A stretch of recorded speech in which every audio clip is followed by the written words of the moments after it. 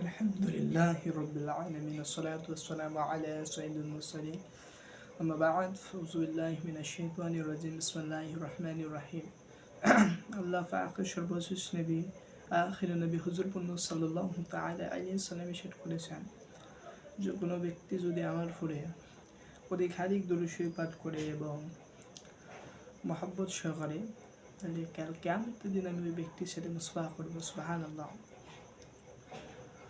এখান থেকে বোঝা যাচ্ছে যে রসুলের পরে যদি কেউ দুরূদ পড়ে অধিকারী তাহলে কাল কিয়ামতের দিন রাসূলুল্লাহ সাল্লাল্লাহু আলাইহি ওয়াসাল্লাম তার সাথে কী করবেন? মুসবাহা করবেন এবং সাক্ষাৎ করবেন।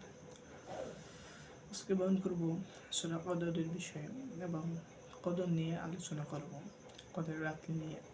আল্লাহ তাআলা কুরআনুল কারীমে বলেছেন, ওমা আদরাকা মা লাইলাতুল কদর লাইলাতুল কদরি খায়রুম মিন আলফি শাহর।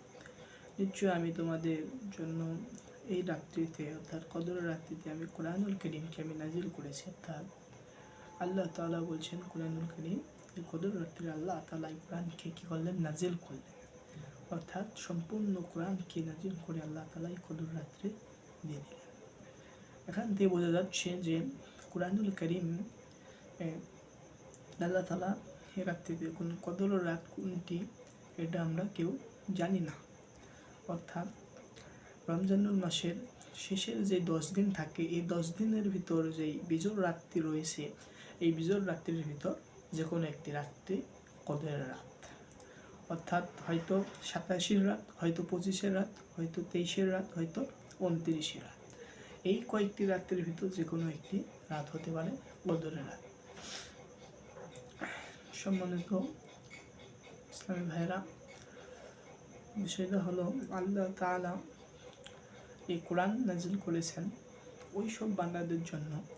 আল্লাহ তাআলা কুরআনুল কারীমে বলছেন হুদাল লিল মুত্তাকিন, অর্থাৎ আমি হুদাল লিল মুত্তাকিনদের জন্য আমি এই কিতাবটা নাজিল করেছি।